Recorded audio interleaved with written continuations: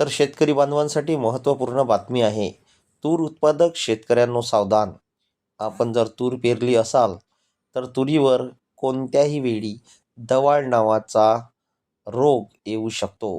त्या दवाळमुळे मोठ्या प्रमाणात तूर पिकाचे नुकसान होऊ शकते.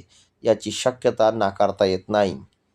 आपण तुरीचं पेरणं करू शकतो, तुरीचं संगोपन करू शकतो, तुरीचे शेंडे पण खोडणी करू शकतो, तिला बुरशीनाशक मारू शकतो, तिला निंदण, डवरण, वखरण, खत, बियाणे जे जे लागेल ते आपण तिला देऊ शकतो. तिची फवारणीसुद्धा योग्य पद्धतीनं करू शकतो.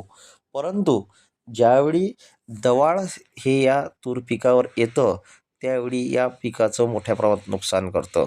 मग हे नुकसान टाळण्यासाठी आपण काय केलं पाहिजे? तर प्रथम आपण आपल्या शेतात शेकोटी केली पाहिजे, जेणेकरून त्यामधून मोठ्या प्रमाणात धूर निघेल आणि हा धूर सर्वीकडे आपल्या तुरीवर वरच्या भागात असा पसरेल. त्यामुळे मोठ्या प्रमाणात या पिकाचं यापासून संरक्षण होऊ शकतं. तर हा धूर एकट्या दुकट्या शेतकऱ्याने करून चालणार नाही, तर मोठ्या प्रमाणात प्रत्येक शेतकऱ्याने आपल्या शेतात केला पाहिजे, जेणेकरून या धुराचा फायदा सर्वांना सारखा होईल.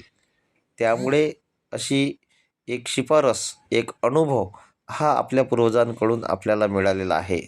दुसरी गोष्ट म्हणजे जर आपल्या शेतात थंडीमुळे दव पडलं असेल तर आपण विहिरीचं ताजं पाणीसुद्धा त्यावर हलक्या प्रमाणात फवारणी करू शकतो.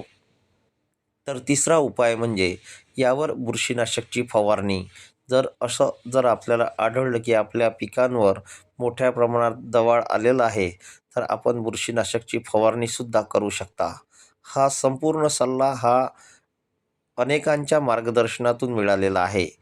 त्यामुळे या सल्ल्याचं, या अनुभवाचं शेतकरी बांधवांना काय फलित मिळतं हेच पाहणं महत्त्वाचं आहे. तूर हे चांगलं पीक असून या पिकाला कायम ठेवण्यासाठी शेतकरी मात्र कायमचा मेहनत करत आहे. न्यूज 24 महाराष्ट्र.